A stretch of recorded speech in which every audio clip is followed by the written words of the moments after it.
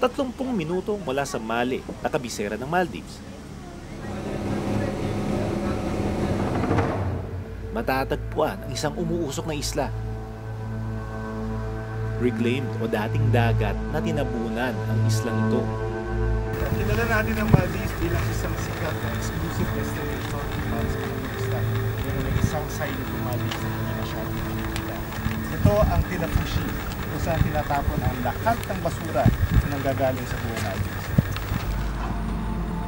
400 tonelada ng basura ang itinatapon sa Tilafushi araw-araw. Ang usok ay mula sa pagsusunog ng halo-halong basura. Toxic o nakalalaso ng usok. Ang average ng barge nila na dumarating galing Mali sa 2 beses sa isang araw. Karamihan sa mga basura ay plastic na hindi na mabubulok. Sa isang bahagi ng Tilafushi, kinukuha ang ilang basura para i-recycle.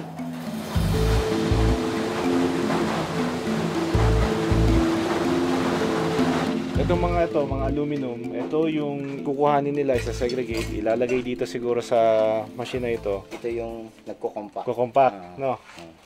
Para maging ganyan na. Para i-export sa mga processing plant sa India. Sa India. If we're gonna think about it, no, parang nandun pa lang sa early stages ng recycling itong Maldives. Problema sa Maldives ang basurang mula sa mga kabahayan na turismo.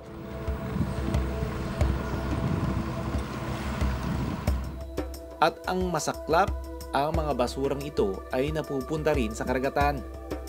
Sa dagat ng Maldives naman, na-experience namin yung mahangin. Yun lang ang problema nito. Pag yung malakas talaga yung hangin, talagang yung mga karamihan sa basura ay nasa dagat. Ang mga plastik at iba pang basura maaaring makain at ikamatay ng mga hayop sa dagat.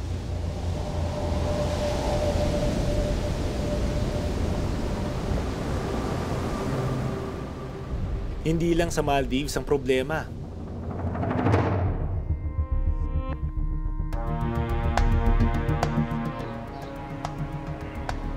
Dahil ayon sa pag-aaral na lumabas nitong Abril, ikatlo ang Pilipinas sa mundo sa may pinakamaraming kalat sa karagatan.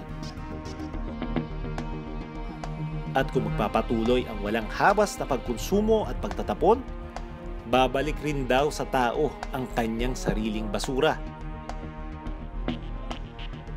At nakakain natin ang mga ito. We know that some plastics absorb toxic chemicals, and so there is at least the potential that if a lot of plastic got into the food chain, it could accumulate in fish. A big fish eats lots of little fish. There's a lot of plastic in the fish, and that plastic could make its way into fish products that we humans eat. Sa ngayon, pinag-aaralan pa ng mga eksperto ang epekto sa kalusugan ng mga maliliit na plastic na ating nakakain. It's time to stop. I think there are things we can do. We can stop adding to the pile, and we can work with people to make sure less plastic is put in the ocean. Handog namin ang ilang paalala para mabawasan ang mga basura sa karagatan.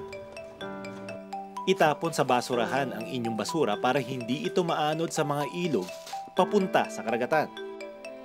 Maghanap ng mga recycling center o junk shop na malapit sa inyong barangay at ibigay ang mga bagay na maaari pang recycle. Sa opisina, gumamit lang ng mga reusable cup at container. Iwasang gumamit ng mga disposable. Iwasan ding mag-aksaya ng papel. Sa pamilihan, tangkilikin ang mga produktong may smart packaging o yung hindi doble-doble o aksayado sa papel o plastic na pagkakabalot. At huwag kalimutang gumamit ng mga shopping bag imbis na plastic.